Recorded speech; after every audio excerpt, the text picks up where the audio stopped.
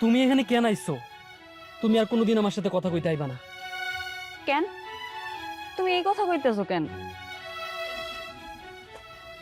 আমি জানি তুমি আমারে পছন্দ করো, আমিও যে তোমারে পছন্দ করি না তা না, কিন্তু সবার আগে আমার কাছে আমার পরিবার কবিতা। আমি যে তোমারে ভালোবাসি এটা কি তুমি বুঝো না?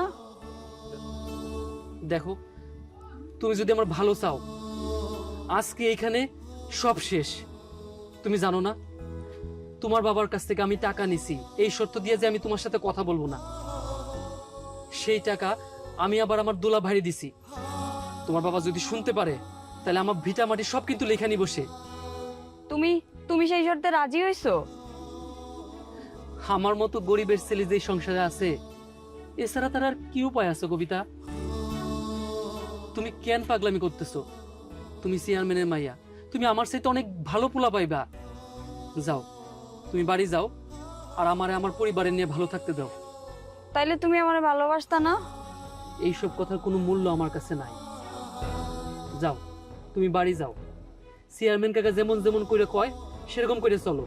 জসিম, তুমি কিন্তু কল্পনাও করতে পারতেছো না আমি কি করতে পারি।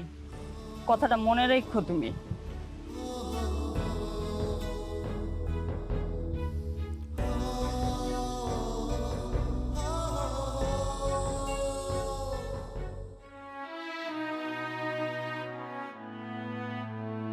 ওই চেয়ারম্যানের মেয়ের সাথে তোর তো কিসের কথা?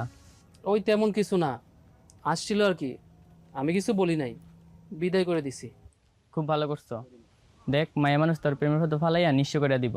আমরা গরিব মানুষ কাম করে খামো, উঁচু দিকে না তাকানোই ভালো। হয়েছে, যা কাজে যা।